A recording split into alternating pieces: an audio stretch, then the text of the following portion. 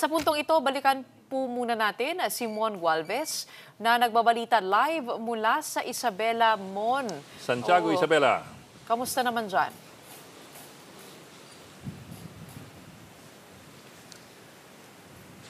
Gretchen, Bok, mas ramdam yung mas malakas na hangin at sinasabihan pa ito ng ulan dito sa malaking bahagi nga ng Santiago City sa Isabela, dulot nitong Super Typhoon Uwan. At mahigit ilang oras na itong pagbayo ng malakas. Malapit lang din kasi itong southern part ng Isabela sa Aurora Province kung saan nga naglandfall na itong Super Typhoon. Kaya naman kanina talagang halos mas naramdaman din yung hagupit, yung pagbayo ng hangin dito sa lugar. Halos wala nang direksyon na yung hangin eh. Parang ang dating, para na siya nagpo-form ng ipo-ipo dito sa area. Ang mas alarming kasi dito ay yung pagsabay pa ng malakas na buhos din ng ulan.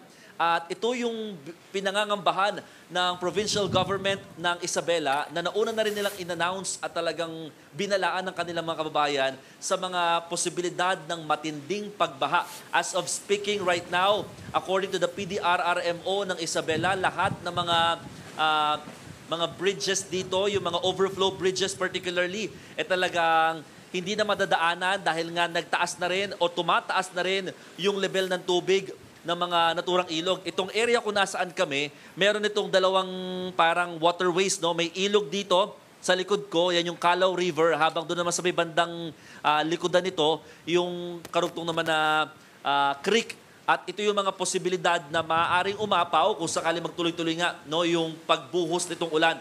Right now, hindi pa siya masyado nakikita, pero hours after ngayon, talagang doon mas mararamdaman na at makikita nga yung buhos ng ulan at saka yung baha.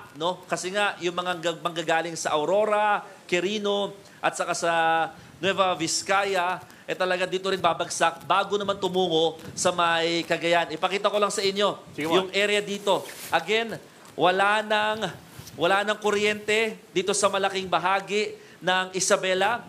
Lahat ng mga puno dito talagang parang sinasayaw na at talagang sa lakas ng hangin, medyo para ka na rin niya talagang tatangayin ng konti Saka masakit na talaga siya sa balat kasi nga yung kahit kaunting ulan, kapag malakas yung hangin, para kanyang hinihiwa sumasabay naman ngayon bigla.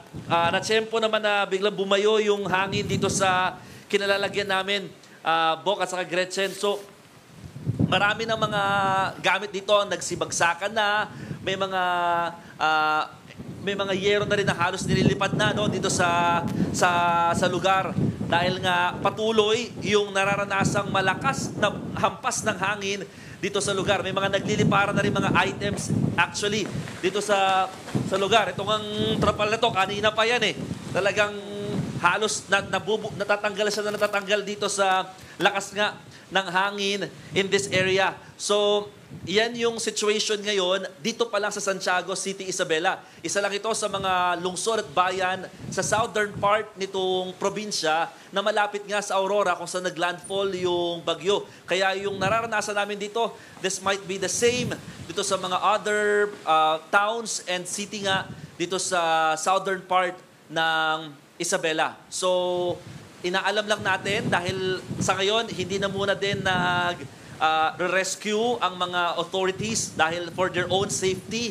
Kaya we are just monitoring kung gaano karami pa mga tumatawag ng tulong. Kasi kanina, buong umaga hanggang hapon, or actually yesterday pa nagsimula yung preemptive evacuation. Pero some of them opted na ipagpahapon, ipagpagabi, yung pagpaparescue. So ito yung worry ng mga local government officials dahil nga hindi naman nila pwede isangkalan yung mga rescuers during this time na gabi. Napakahirap mag-rescue at talagang sumugod sa ganitong klaseng sitwasyon ng mga kapatid natin naman ng mga rescuers.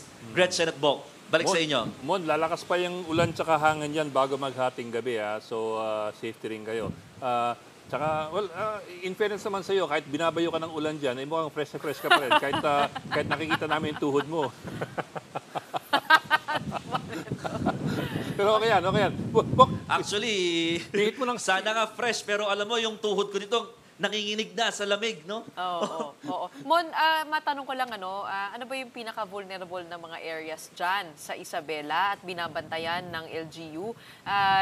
Kung matatandaan natin, dito yung si Governor ng Isabela, siya yung nagsabi na mag-chill lang. At pray-pray ang tayo. mga tao, si Governor Rodolfo Albano III.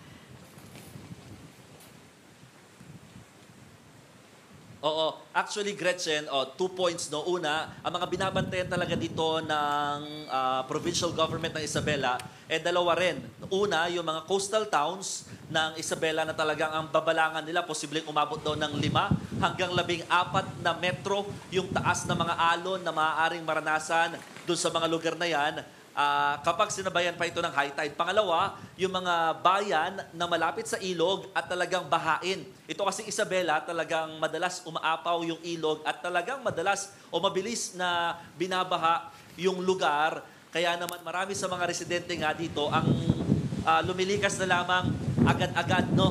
So, yung sagot naman doon kanina na tungkol sa kay Governor Albano, actually nakausap din natin siya sa telepono, ang sinasabi nga niya, in-explain naman daw niya na talagang naghanda ang buong probinsya ng Isabela dito nga sa mga ganitong klaseng kalamidad. Sa katunayan, kung tutuusin, halos parang sanay na nga sila sa ganitong klaseng mga bagyo, super bagyo, at ang pinakaibig sabihin daw niya na mag-chill lang o parang magdasal lang daw, talagang maging kalmado yung gusto niya sabihin, para nga hindi magpanik habang tumutugon dito sa mga ganitong klaseng kalamidad. Kasi tinanong natin siya kung bakit nga ganun yung response niya no, sa ganitong klaseng sitwasyon. So, kinlarify niya, although over the phone lamang, na yun yung ibig niyang sabihin daw doon. Ayaw naman daw niya masyadong takutin ang kanyang mga kababayan sa ganitong pagkakataon. Pero in terms of preparation, naghanda daw sila, talagang inutos nila yung preemptive and eventually umabot na nga sa forced evacuation yung pagpapalikas sa mga residente rito. Mga ilan kaya ang residente na nasa evacuation center at kamusta ang kanilang kalagayan? Sa huling tala natin kanina, Gretchen, umabot na sa mahigit 5,000 pamilya yung nasa initial count ng PDRRMO ng Isabela. Katumbas yan ng nasa lampas 10,000 na nga rin na mga individual no, or halos 12,000 individuals na nga yun nasa count natin kanina. At posible na dagdagan pa ito no, nung mga early evening ng araw na ito na kung saan may mga humabol pang mga residente na pumunta na sa mga evacuation areas or centers dito sa buong probinsya. Pinakamarami pa rin na mga nagsilikas doon sa mga coastal towns ng Isabela. 4 coastal towns yan. Yung isa naman sa may San Benito, or Benito Sullivan rather, na bayan. Dito yan sa mainland. Pero isa rin yan sa madalas na binabaha dito sa lugar. Gretchen. Okay. Silong muna natin si Mon. Mukhang basa-basa na sila, pati yung gamit nila. Maraming salamat, Mon Guaves live mula sa Isabela.